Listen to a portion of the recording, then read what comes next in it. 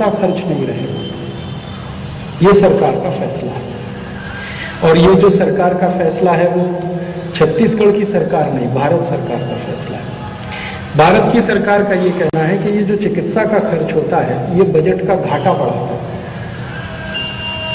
और सरकार का ये मानना है कि हम जो चिकित्सा पे खर्च करते हैं इसमें से हमें वापस कुछ नहीं आता। तो सरकार का ये कहना है कि घाटे का कोई काम हम 2009 के बाद नहीं करेंगे। कोई भी काम जो घाटे का है वो सरकार नहीं करेगी। तो सरकार ने 3 क्षेत्र चुने हैं जो 2009 के बाद सरकार उनको छोड़ने वाली है। पहला चिकित्सा का क्षेत्र है, इसमें बजट का कोई पैसा नहीं आएगा। दूसरा क्षेत्र उन्होंने चुना है शिक्षा का। 2009 के बाद इस देश के स्कूल और कॉलेजेस के लिए कोई फंड्स नहीं दिए जाएंगे सरकार की तरफ से। जितने भी स्कूल कॉलेज चलेंगे सबको अपने पैसे खुद इकट्ठे करने पड़ेंगे, जिनको वो कहते हैं सेल्फ फाइनेंस्ड या स्व वित्त पोषित, अपने ही व्यवस्था खुद करनी पड़ेगी सभी स्कूल और कॉलेजेस को, इंक्लूडिंग यूनिवर्सिटीज। विश्वविद्यालयों को सरकार कह रही है कि फंड्स नहीं मिलेंगे 2009 के बाद। इंटरमीडिएट कॉलेजेस हैं, डिग्री कॉलेजेस हैं, प्राइमरी स्कूल्स हैं, किसी को भी पैसे नहीं आएंगे 2009 के बाद, क्योंकि सरकार का ये कहना है कि शिक्षा का जो खर्च है इसमें से सरकार को वापस कुछ नहीं मिलता। और एक तीसरा क्षेत्र है कृषि का क्षेत्र, जो 2009 के बाद सरकार कह रही है कि हम वहां भी कोई पैसा खर्च नहीं करेंगे। अब चिकित्सा है, कृषि है और शिक्षा है, ये 3 क्षेत्रों में भारत सरकार एक पैसा भी खर्च नहीं करेगी, ये सरकार ने तय कर लिया है। आप बोलेंगे ये मनमोहन सिंह की सरकार ने तय कर लिया है, ऐसा नहीं है, सभी सरकारों ने तय कर लिया है। मनमोहन सिंह की सरकार है ये तो संयोग है, अगर यहाँ अटल बिहारी वाजपेयी की सरकार होती तो भी ये नहीं होने वाला है। और अगर आप अटल बिहारी वाजपेयी की सरकार की जगह मान लीजिए कम्युनिस्ट पार्टी ऑफ इंडिया की सरकार बनाए, सीपीएम की, और ज्योति बसु को प्रधानमंत्री बना दे तो भी यही फैसला है। ये फैसला आया कहाँ से है? ये फैसला भारत सरकार की एक मजबूरी में से आया है, और उस मजबूरी का नाम है WTO एग्रीमेंट, विश्व व्यापार संगठन समझौता। हमारे देश की सरकार ने एक WTO एग्रीमेंट साइन किया है, हम सब जानते हैं, 1994 में, और इस WTO एग्रीमेंट में 2000 शर्तें हैं। उनमें से एक शर्त यह है कि इस पूरे के पूरे समझौते को 2009 के साल तक लागू कर दो। तो सरकार उसको धीरे धीरे लागू कर रही है, 2009 में वो पूरा लागू होना है। तो पूरा लागू होने के लिए 2000 शर्तें उसमें हैं। तो उनमें से एक शर्त यह है कि भारत की सरकार ऐसा कोई काम ना करे जिसमें लाभ ना हो, जिसमें रिटर्न्स ना हो, ऐसा कोई काम ना करे। क्यों? अगर सरकार ऐसा कोई काम करती है जिसमें लाभ नहीं होता, रिटर्न्स नहीं होते हैं, तो वो काम जो है बजट का घाटा बढ़ाता है, बजटरी डेफिसिट उससे हो जाता है, फिस्कल डेफिसिट बढ़ता है, रेवेन्यू डेफिसिट बढ़ता है, फाइनेंशियल डेफिसिट बढ़ता है। तो सरकार ऐसा कोई काम ना करे जिससे बजट का घाटा बढ़े। तो सरकार ने सूची बनाई है कि ऐसे कौन कौन से काम हैं जो हमको बंद करने पड़ेंगे। तो उसमें सबसे पहला काम है चिकित्सा का खर्च। सरकार ये कहेगी कि 2009 के बाद जो कुछ भी इस देश में होगा वो प्राइवेट कंपनियों के द्वारा या निजी संस्थाओं के द्वारा या निजी अस्पतालों के द्वारा या निजी डॉक्टरों के द्वारा, यही सब के द्वारा जो होगा वो चिकित्सा का खर्च है। सरकार का खर्च उसमें शून्य होने वाला है। शिक्षा में वो ये कह रहे हैं कि जो निजी कॉलेजेस चल रहे हैं, प्राइवेट कॉलेजेस हैं, प्राइवेट इंस्टीट्यूशंस हैं, सिर्फ वही काम करेंगे। सरकार के द्वारा चलने वाले सभी कॉलेजेस और स्कूल्स को कहा जा रहा है कि आप 3 साल के अंदर अपनी व्यवस्था कर लो। बहुत सारे कॉलेजेस और स्कूल्स को फंड्स तो बिल्कुल बंद हो गए हैं, और आपकी जानकारी के लिए नए स्कूल्स खुलना बंद हो गए। सभी राज्यों में नए स्कूल खोले नहीं जा रहे हैं। सरकारों को आदेश है ऊपर से, राज्य सरकारों को, कि आप कोई भी नया स्कूल ऐसा मत खोलिए जिसमें सरकार का पैसा जाए। किसी को स्कूल खोलना है तो उसको कहिए तुम तुम्हारी ताकत से स्कूल चला सकते हो तो करो, सरकार उसमें कोई मदद नहीं करेगी। तो चिकित्सा, शिक्षा और कृषि में सरकार कह रही है कि किसान मरे या जिंदा रहे, हमें इससे मतलब नहीं है, किसानों के लिए हम पैसा खर्च नहीं कर सकते। तो अब सरकार के सामने दूसरा विकल्प क्या है? चिकित्सा, शिक्षा ये तो बंद कर दो, इसमें सरकार का खर्चा मत करो, सरकार का खर्चा कहीं और करो जहां से इनकम हो। तो कहां करो? बड़े बड़े डिपार्टमेंटल स्टोर्स खुलवा दो, वहां से इनकम होने वाली है। तो शॉपिंग मॉल्स खोले जाएंगे, तो सरकार के पैसे से शॉपिंग मॉल्स खुलेंगे, डिपार्टमेंटल स्टोर्स खुलेंगे, होटल्स खुलेंगे, लेकिन स्कूल नहीं खुलेंगे। हॉस्पिटल खुलेंगे, लेकिन वो हॉस्पिटल नहीं खुलेंगे जहां 10 रुपए में आप दवा पाते हैं। हॉस्पिटल ऐसे खुलेंगे जहां 10,000 रुपए में आपकी चिकित्सा हो। एस्कॉर्ट खुलेगा, लेकिन सरकारी दवाखाना नहीं खुलेगा। एस्कॉर्ट में आप जाइए, 50,000 खर्च करिए, 5 लाख खर्च करिए। ये सरकारी दवाखाने में आकर हम जो अभी इलाज करा लेते हैं ना, कि हमारा पैथोलॉजिकल टेस्ट 50 रुपए में हो जाता है, किसी भी सरकारी दवाखाने में हम जाएं तो खून की जांच हो जाती है, पेशाब की जांच हो जाती है, कुछ भी जांच आप करा लो 50 रुपए में। अब ये नहीं होगा 2009 के बाद।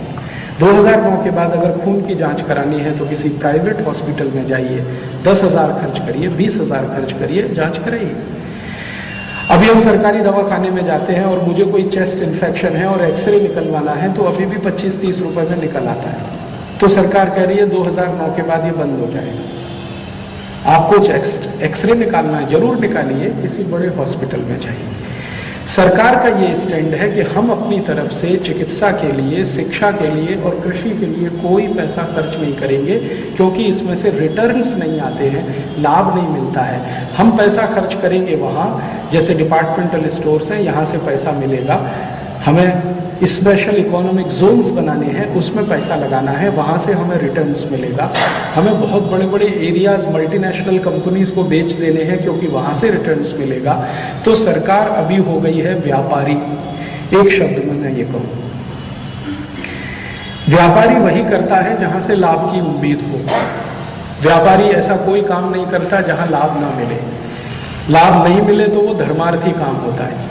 तो सरकार अपना धर्मार्थी स्वरूप 2009 में खत्म करने जा रही है, और हमारे संविधान में एक शब्द लिखा हुआ है, उसको खत्म करने की पूरी तैयारी है। वेलफेयर स्टेट नहीं रहेगा अब ये देश 2009 के बाद।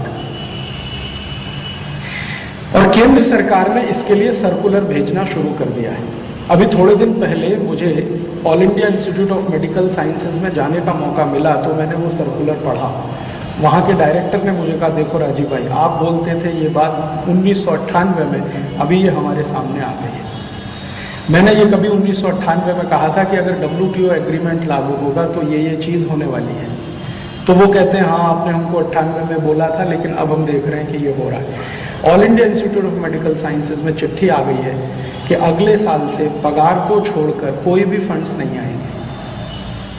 वो कहते हैं कि हमको रिसर्च करनी है। उन्होंने कहा रिसर्च आप मत करो, प्राइवेट कंपनियां रिसर्च करेंगी, जरूरत है तो खरीद लो उनको। All India institute of medical sciences में जो चिट्ठी आई है, वैसी ही चिट्ठी दिल्ली यूनिवर्सिटी में आई है, जवाहरलाल नेहरू विश्वविद्यालय में आ गई है। और जब मैंने इसका कंफर्मेशन किया तो भारत के फाइनेंशियल सेक्रेटरी बोलते हैं कि ये बिल्कुल सच है। 2009 के बाद फिस्कल डेफिसिट बढ़े, फाइनेंशियल डेफिसिट बढ़े, बजटरी डेफिसिट बढ़े, ऐसा कोई काम सरकार नहीं करेगी। माने सेवा के सब काम, कल्याण के सब काम सरकार अब बंद कर देगी। अब प्रश्न उठता है कि जब भारत की सरकार ये सब बंद कर देगी तो लोगों का क्या होगा। आज हमारे भारत देश की जो परिस्थिति है वो ये कि 110 करोड़ लोग इस देश में रहते हैं। इनमें से पूरी ताकत लगा के मात्र 33 करोड़ लोग ही हैं जो चिकित्सा ले सकते हैं, मात्र 33 करोड़। और वो तीनों, चारों, पांचों सब तरह की चिकित्सा ले सकते हैं। एलोपैथी की ले सकते हैं, होम्योपैथी की ले सकते हैं, आयुर्वेद की ले सकते हैं, नेचुरोपैथी की ले सकते हैं, योग प्राणायाम सीख सकते हैं। 33 करोड़ लोगों की ही ताकत है कि वो कोई भी चिकित्सा ले सके। बाकी के जो 77 करोड़ लोग हैं उनके पास तो कोई भी चिकित्सा लेने की ही ताकत नहीं है। अब चूंकि उनकी चिकित्सा लेने की ताकत नहीं है तो वो ओझा के पास जाएंगे, गुनिया के पास जाएंगे, किसी न किसी के पास जाएंगे, उसमें उनकी मजबूरी है। अब हम उनको ये बोलें कि वो मूर्ख हैं, महामूर्ख हैं, वो एक अलग विश्लेषण हो सकता है, लेकिन उनकी ताकत ही नहीं है। कि वो रायपुर शहर तक आ सके और कोई चिकित्सा करवा के अपने गांव वापस जा सके। क्योंकि ये जो 77 करोड़ लोग हैं, इनके बारे में भारत के राष्ट्रपति महोदय जो वर्तमान में डॉक्टर अब्दुल कलाम है, उन्होंने एक सर्वे कराया और इस सर्वे को लेके वो सांसदों के साथ बहुत बार बात कर चुके हैं, लेकिन उसका रिजल्ट कुछ नहीं निकल रहा है। डॉक्टर अब्दुल कलाम का 5वां साल है ये और थोड़े दिन में वो रिटायर होने वाले हैं, दोबारा चुने जाएंगे मालूम नहीं, लेकिन 5 साल में उन्होंने एक सर्वे जरूर करा दिया है इस देश को आईना दिखाने के लिए। उन्होंने जो सर्वे कराया है वो ये बताता है कि 77 करोड़ लोग भारत में इस स्थिति में रहते हैं जिनको रोज पीने का शुद्ध पानी नहीं मिलता है। और उन 77 करोड़ लोगों में डॉक्टर अब्दुल कलाम के सर्वे के अनुसार 25 करोड़ लोगों की ताकत इतनी कम है जो एक दिन में 15 रुपए भी खर्च नहीं कर सकते। 25 करोड़ लोग, लगभग 15 करोड़ लोग ऐसे हैं जो एक दिन में 1.5 रुपया खर्च नहीं कर सकते। और 10 करोड़ लोगों की गरीबी इतनी भयंकर है जो एक दिन में 1 रुपया भी खर्च नहीं कर सकते।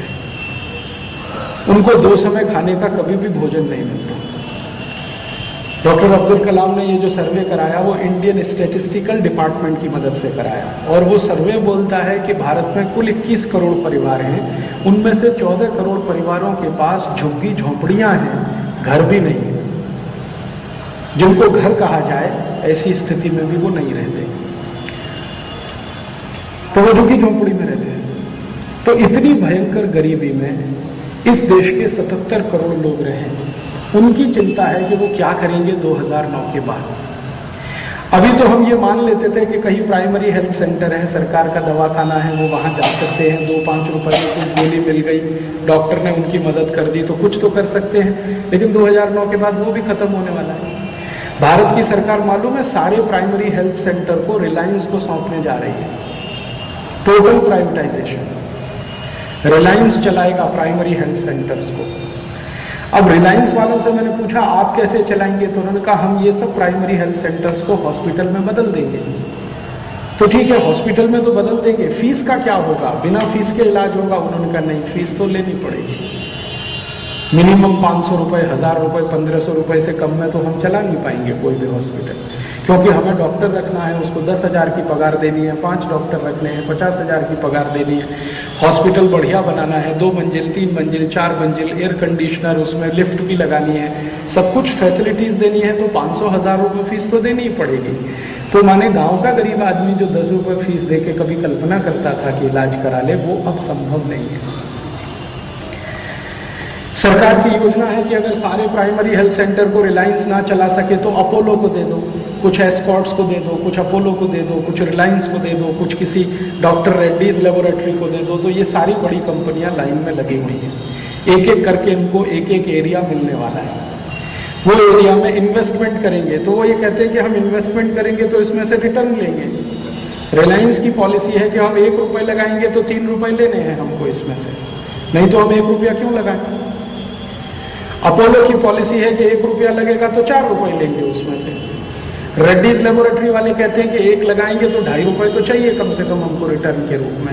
माने अब तक जो चिकित्सा का कार्य, सेवा का कार्य था, वो अब व्यापार बनेगा, पूरी तरह से व्यापार बनेगा। दूसरा क्या होगा, सरकार ने कंपनियों को खुली छूट दे दी है कि जो दवाएं आप बाजार में बेचते थे और जिन पर सरकार के ऊपर से कंट्रोल था, ड्रग प्राइस कंट्रोल ऑर्डर, आप जानते हैं, डॉक्टर पाठक इस बात को अच्छे से समझेंगे क्योंकि एलोपैथी के डॉक्टरों को ये मालूम है, सरकार की तरफ से दवाओं के ऊपर कीमत का कंट्रोल है, नियंत्रण है, वो सरकार ने अब खत्म कर दिया। ड्रग प्राइस कंट्रोल ऑर्डर निकाल दिया, तो कंपनियों ने दवाओं के भाव 2 गुने, 3 गुने, 4 गुने बढ़ा दिए। कुछ कुछ दवाओं के भाव तो 100 गुने बढ़ गए, 100 टाइम्स बढ़ गए। कैंसर के ट्रीटमेंट की जो दवाएं आज से 3-4 साल पहले जिस कीमत पर थी, आज उनकी कीमत 3-4 गुनी, 5 गुनी तक बढ़ गई है, 500% दाम बढ़ गए। और बाजार में जो सस्ती दवाएं मिलती थी ना, 10, 20, 50 पैसे की टैबलेट, वो सब गायब हो गई, सब आउट हो गई। और कंपनियों ने इतनी चालाकी किया है कि उनके थोड़े मॉलिक्यूल्स बदलकर वही दवाओं को नए नाम से डाल दिया है, लेकिन उसके दाम इतने बढ़ा दिए हैं कि आदमी खरीद भी ना सके, गरीब आदमी तो सोच भी ना सके। पिछले 3-4 साल से मैं कुछ दवाओं का अध्ययन कर रहा हूं। एक दवा है कोरेक्स, कफ सिरप है। हर 3 महीने में इसका भाव बढ़ जाता है, हर 3 महीने में भाव बढ़ जाता है। और मैं 4 साल में देखा है उसका भाव 650% बढ़ चुका है, कोरेक्स कफ सिरप का 650%। अब जो कंपनी ये बनाती है उनको मैं 20 चिट्ठी लिख चुका हूं कि आप मुझे इसका कारण बताइए कि हर 3 महीने में आप इसका भाव क्यों बढ़ाते हैं। कहते हैं जी डिमांड बढ़ रही है, तो डिमांड बढ़ रही है तो भाव क्यों बढ़ा रहे हो इसका। तो कहते हैं हमें मालूम है ये दवा क्या क्या काम में आ रही है। जो दारूबाज लोग हैं ना वो भी कोरेक्स गटागट पी रहे हैं, खांसी मिटाने के लिए तो पी ही जा रही है, लेकिन दारू पीने वाले भी पी रहे हैं, तो वो भाव बढ़ाते जा रहे हैं, मुनाफा उनको मिल रहा है। कोरेक्स बनाने वाली कंपनी बोलती है कि हमारी 50 दवाओं के धंधे को बंद करके हमने ये कोरेक्स चालू कर दिया। तो कंपनी भी बाजार में उतरी है व्यापारी बन के। अब उसके दिमाग में सेवा नहीं है, उसको पैसे कमाने हैं।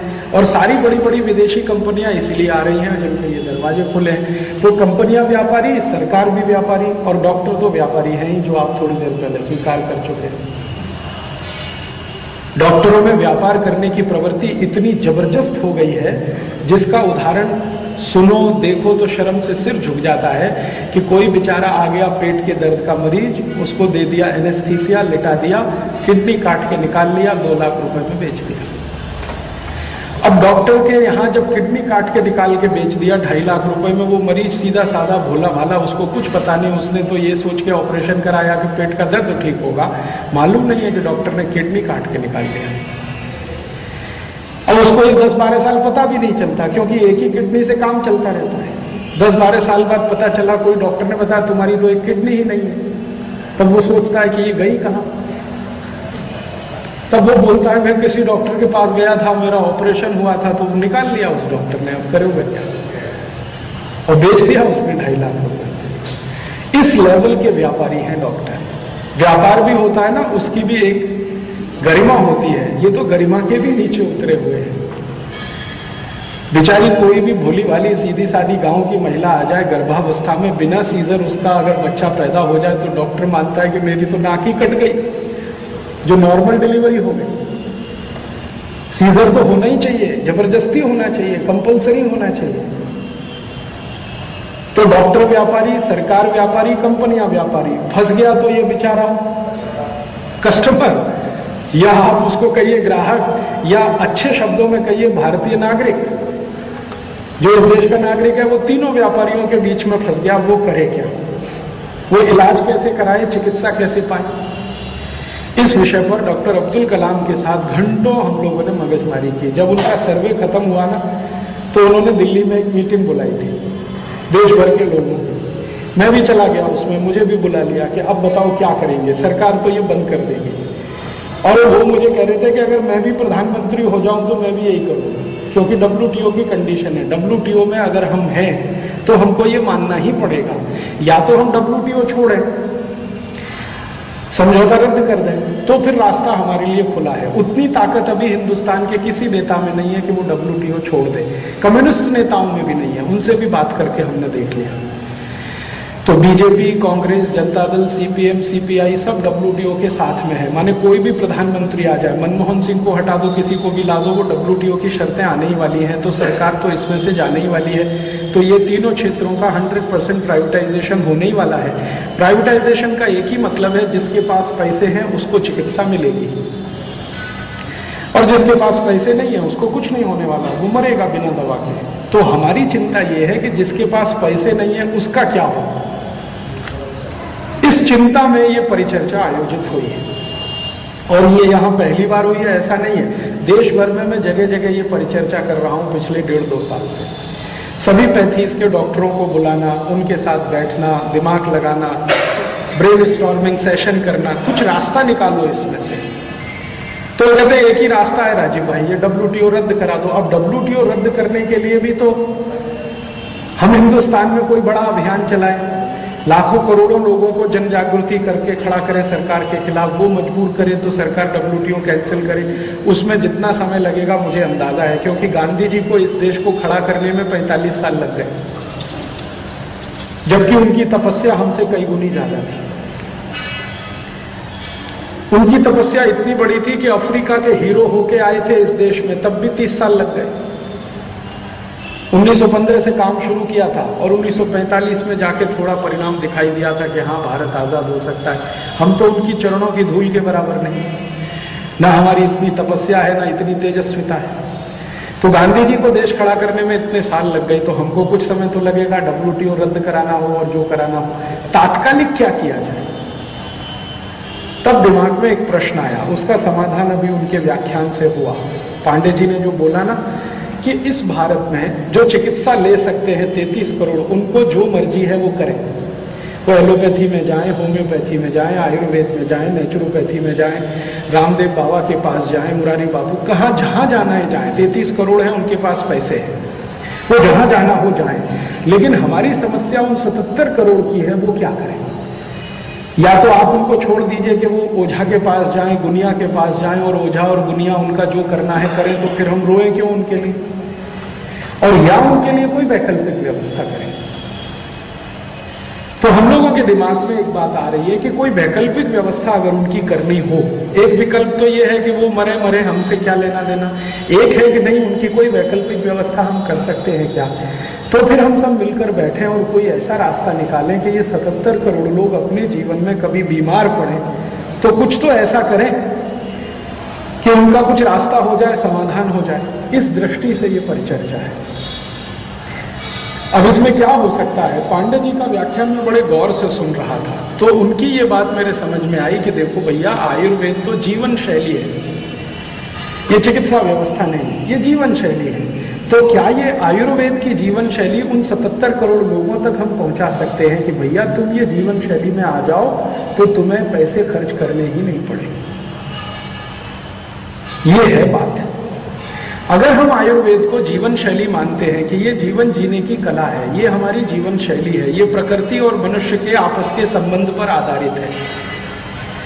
अगर प्रकृति 5 तत्व की है तो मनुष्य भी 5 तत्व का है, तो मनुष्य और प्रकृति के आपसी संबंधों पर आधारित अगर ये जीवन शैली है, तो हम क्या इस जीवन शैली को 77 करोड़ लोगों तक पहुंचा सकते हैं? ये है छोटी सी बात। मुझे लगता है कि शायद पहुंचा सकते हैं। कैसे पहुंचा सकते हैं? मान लीजिए हम सब एक साथ मिलकर बैठे और एक ब्रेन स्टॉर्मिंग सेशन करें और ये ध्यान रखें कि भारत के मनुष्य की जीवन शैली में कहाँ टूट आई है, कहाँ रुकावट आई है जिसके कारण वो बीमार पड़ रहा है। अगर हम ये ढूंढ लेते हैं तो हम शायद उसका समाधान उस तक पहुंचा सकते हैं। उसको बता सकते हैं कि देख भैया, तेरी जीवन शैली में ये गड़बड़ आई है, तो इस गड़बड़ को ठीक कर ले तो तू वैसे ही ठीक हो जाएगा, दवा की जरूरत ही नहीं। तेरे पास भले पैसे नहीं है दवा खरीदने के, तू जीवन शैली कैसे जीनी है वही सीख ले। मान लीजिए इस जीवन शैली के कुछ प्रमुख तत्व हैं, तो वो प्रमुख तत्व 1, 2, 3, 4, 10, 20, 50, 100, 200, 500, 1000 हम लिख डालें, सरल भाषा में उनके पत्रक बनाएं, तमिल, तेलुगु, कन्नड़, मलयालम, उड़िया, बांग्ला, आसामी सब भाषाओं में बनाएं। करोड़ों की संख्या में इस देश में दानवीर हैं, उनके पास जाएं कि भैया 10,000 पत्रक आपके नाम से, 20,000 आपके नाम से, 1 लाख आपके नाम से, 2 लाख आपके नाम से, नीचे लगे तो लाइन दे दो, नहीं तो ऐसे ही बोल दो। तो ऐसे अगर 1 करोड़ 2 करोड़ पत्रक हम छपा के उन लोगों तक पहुंचा सकें जिनकी जीवन शैली हमारी आयुर्वेद की जीवन शैली से मिल जाए, तो शायद उनका समाधान इसमें से हो जाए। इसमें हम सब एक दूसरे के कॉम्प्लीमेंट्री हो सकते हैं। मान लीजिए आयुर्वेद कुछ बताता है, यूनानी कुछ बताता है, होम्योपैथी वाला भी कुछ बता सकता है कि ये चीज इसमें डाल दो, और एलोपैथी वाले भी कुछ बता सकते हैं कि हाँ हाँ ये चीजें कुछ इसमें आ जाए, तो वो एक कंप्लीट बन जाए। और वो 1 पन्ने का हो, 2 पन्ने का हो, 4 पन्ने का हो, 10 पन्ने का हो, और वो हम छपा के निःशुल्क, बिना किसी शुल्क के, करोड़ों की संख्या में स्थानीय भाषाओं में उन तक पहुंचाएं जिनको उसकी जरूरत है, और पहुंचाने का काम करें। उसके साथ साथ उस पर उनसे संवाद हो। जैसे गांव-गांव में राम कथाएं होती हैं, ठीक है, बहुत अच्छा है। महाभारत की कथाएं होती हैं, 60 साल से चल रही हैं राम की कथाएं, महाभारत की कथाएं। मैं भी बचपन से सुनता रहा हूं, आप सब सुनते रहे हैं। तो ये राम कथा कहने वाली और कृष्ण कथा कहने वालों को कहा जाए भैया ये स्वास्थ्य की कथा भी कह दो जरा इसमें। राम की कथा वो सुनते हैं, पता नहीं दूसरे राम पैदा होंगे भी नहीं होंगे। कृष्ण की कथा सुन रहे हैं, दूसरे कृष्ण होंगे भी कि नहीं होंगे मालूम नहीं है, लेकिन ये स्वास्थ्य की कथा कह दिया तो उसका जीवन तो सुखी हो जाएगा। तो हमारे आजादी बचाओ आंदोलन और हिंद स्वराज अभियान की ये तैयारी है कि अगर आप जैसे विशेषज्ञों की मदद से हमारे पास ऐसी कुछ सामग्री आ जाए जो 2, 4, 5, 10, 20 पन्नों में छप जाए, स्थानीय भाषाओं में ट्रांसलेशन की गारंटी हमारी है, देश भर में भीख मांगेंगे उसको छापने के लिए, वो भी जिम्मेदारी हम लेते हैं, पहुंचाएंगे भी हम, लेकिन वहां तक वो बात पहुंच जाए, उसको ये मालूम हो जाए कि जीवन में ये करने से मैं स्वस्थ हो जाऊं। और इस विषय पर पिछले 2-3 वर्षों से मैं जितने विशेषज्ञों से मिला, जैसे एलोपैथी के कई विशेषज्ञ मुझे बोलते हैं कि राजीव भाई 90% बीमारियां साइकोसोमेटिक हैं। इसका मतलब तो ये हुआ कि अगर 90% बीमारियां साइकोसोमेटिक हैं तो वो बिना दवा के ठीक हो सकती। 90%। अगर 90% बीमारियों को बिना दवा के एलोपैथी वाले ठीक कर सकते हैं तो फिर आयुर्वेद वाले पीछे क्यों रहे, होम्योपैथी वाले पीछे क्यों रहे, और यूनानी वाले क्यों रहे? और ये सब मिलके हो सकता है सबको ही ठीक कर ले, 1% छोड़ के। एक्सीडेंटल केसेस को छोड़ दिया जाए तो हो सकता है सभी को ठीक कर ले, सभी के पास कुछ ना कुछ विशेषज्ञता है। तो आप सब विशेषज्ञों की मदद से हमको एक पत्रक बनाना है। देखिए, ये आज की परिचर्चा का मूल उद्देश्य ये है, एक पत्रक बनाना है, चाहे बुकलेट कहिए चाहे पत्रक कहिए, वो हमें इस हिसाब से बनाना है कि 77 करोड़ लोग जो कोई दवा नहीं खरीद सकते इस देश में और 2009 के बाद खरीद भी नहीं सकेंगे, उनका क्या होगा, उस दृष्टि से हम वो बनाएं और उसमें 10, 20, 50, 100, 200 बातें लिखें। लिखने के बाद उन तक उनकी भाषा में पहुंचाएं। तो राम कथा कहने वालों की मदद से कि भैया ये स्वास्थ्य कथा कह दो, महाभारत कथा कहने वालों की मदद से ये थोड़ी सी कथा कह दो। मुरारी बाबू को मैं जाके कभी भी निवेदन करूंगा, वो मान जाएंगे कि 10 मिनट इसी पे बोल दो। आसाराम बापू को कहूंगा आप भी बोल दो, रामदेव जी तो बोल ही रहे हैं। ऐसे जैन संतों से हम कहें, जैन संतों के कई संप्रदाय हैं, दिगंबर हैं, श्वेतांबर हैं, मूर्ति पूजक हैं, डेरावासी हैं, उनको हम कहें। इस्लाम को मानने वाले जो उनके उलेमा हैं, मौलाना हैं, जो रोज मस्जिद में व्याख्यान देते हैं, हर शुक्रवार को तो मैंने सुने ही है कि बड़े बड़े व्याख्यान होते हैं, उनसे कि भैया ये स्वास्थ्य कथा भी कह दो थोड़ी सी, जो उसकी जिंदगी चलाने में मदद करती है। तो इस्लाम में या हिंदुओं में जो भी मुख्य हैं, जो समाज को कभी कभी दिशा देने का काम करते हैं, उनकी मदद से यही सब पत्रकों में लिखी हुई बातें रोज रोज बोलना सुनना तो ये बैठ जाएगी दिमाग में। ये बैठ जाएगी तो शायद वो अपने स्वास्थ्य का खुद हल निकाल लेगा। मुझे ऐसा लगता है कि भारत में 2009 के बाद चिकित्सा की शायद इतनी जरूरत नहीं, चिकित्सकीय ज्ञान की थोड़ी जरूरत हो सकती है। हेल्थ फैसिलिटीज नहीं चाहिए, हेल्थ एजुकेशन चाहिए। हेल्थ फैसिलिटीज जितनी हैं आगे भी बढ़े, ठीक है, चलती रहे, लेकिन हेल्थ एजुकेशन अगर मिलने लगे और सरल आसानी से मिलने लगे तो मुझे लगता है कि ये बहुत बड़ा काम हम कर पाएंगे। और संकट के समय में समाज की किसी समस्या का समाधान अगर हम नहीं दे पाए तो सभ्यता हमारी बेकार है। संकट आ रहा है, हम देख रहे हैं 3 साल के बाद। अगर इस संकट में हम इस समस्या का कोई समाधान दे पाते हैं, वो आयुर्वेद की मदद से हो, यूनानी की मदद से, होम्योपैथी, एलोपैथी, योग, प्राणायाम, नेचुरोपैथी, किसी की भी मदद से हो या सबकी मदद से हो, तो हमारी तो इच्छा वो है कि हम इस समाधान की तरफ बढ़ें। आप सभी रायपुर के निवासी यहाँ हैं, सुधी हैं, थोड़ा भी अगर आप इसमें कुछ मदद कर सकें तो करें। क्या मदद कर सकते हैं? मान लीजिए हम ये 20 पन्ने की एक पुस्तिका बनाते हैं या 10 पन्ने की बनाते हैं, तो इसमें ज्ञान के रूप में क्या डालना, उसमें आप एक मदद कर सकते हैं। और ये बनने के बाद हम आपको दे दें कि भैया ये बन गई है, ये उसका मॉडल है, आप उसको 10,000, 20,000, 25,000 अपने नाम से छपाओ, अपनी संस्था के नाम से छपाओ और वहां बांटो जहां चिकित्सा पहुंचती नहीं है। मुझे ऐसा लगता है। एक वैद्य जी को अभी मैं मिला पुणे में, उनकी उम्र 84 साल की है। उन्होंने मुझे कहा देखो तुमको अगर ये काम करना है, तो उन्होंने मुझे कहा बाघ भट्ट की 2 पुस्तकें पढ़ो, अष्टांग हृदय और अष्टांग संग्रह। तो मैंने पढ़ना शुरू कर दिया अब वो पढ़ते पढ़ते मुझे उसमें से ऐसी अद्भुत बातें मिली है जो मैं मानता हूं कि अगर वही आदमी पालन करने लगे तो जिंदगी भर निरोगी रहे। उसमें से 3-4 बातें मैंने ले ली। एक जगह बाघ भट्ट जी लिखते हैं, संस्कृत में है, बड़ी सुंदर बात है कि ऐसा कोई भी भोजन मत करो जिसको सूर्य का प्रकाश और पवन का स्पर्श नहीं हुआ। हाँ, सूर्य का प्रकाश और पवन का स्पर्श नहीं हुआ हो, ऐसा कोई भी भोजन मत करो तो स्वस्थ रहोगे। तो जिस दिन मैंने ये पढ़ा, आज से 2 साल पहले की बात है, मैंने 2 साल से सोचना शुरू किया कि ये चक्कर क्या है, सूर्य का प्रकाश और पवन का स्पर्श।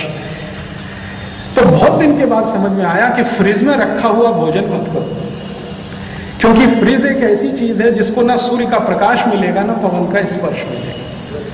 तो मैंने 2 साल से फ्रिज की चीजें खाना बंद कर दिया और उसका मुझे अपने जीवन में इतना लाभ हुआ है जो मैं किसी को भी जोर जोर से चिल्ला के बोलता हूं कि भैया फ्रिज का पानी कभी मत पी। फ्रिज की रखी हुई कोई चीज मत खाओ। मेरे यूरोप और अमेरिका में बहुत दोस्त हैं, क्योंकि मैं बहुत घूमता रहा हूं। मैंने उनको भी बोलना शुरू किया और उनकी भी समस्याएं हल हो रही हैं। मैं जब भी यूरोप जाता हूं तो मैं देखता हूं कि उनकी एक बहुत भयंकर समस्या है।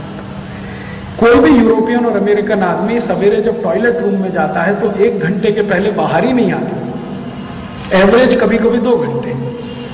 और उनको पूछो भैया करते क्या हो तुम 2 घंटे टॉयलेट रूम में, तो कहते जी न्यूज़पेपर पढ़ते, मैगजीन पढ़ते। क्यों पढ़ते हो? स्टूल पास नहीं होता, पेट साफ नहीं होता। कई बार कहते हैं जोर लगाते हैं फिर भी नहीं होता। गाना भी गाते हैं, मेरे सपनों की रानी कभी आएगी, आती नहीं। 2-2 घंटे बैठते हैं और उसका दुष्परिणाम यह है कि उनके मुंह से बदबू आती है, शरीर में से बदबू आती है।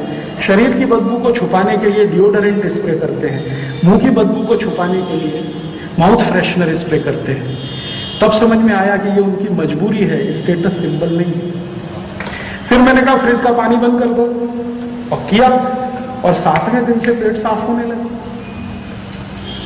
तो मुझे लगा अष्टांग हृदय में बाघ भट्ट का लिखा हुआ एक सूत्र शायद करोड़ों लोगों की मदद करे। तो इस तरह की कोई एक छोटी सी पुस्तिका बने, पैम्फलेट बने, हम सबकी मदद से करोड़ों तक पहुंचे, इस दृष्टि से ये गोष्ठी का आयोजन है। हम इसमें जो कर सकें करें, इसी भावना के साथ आभार, धन्यवाद।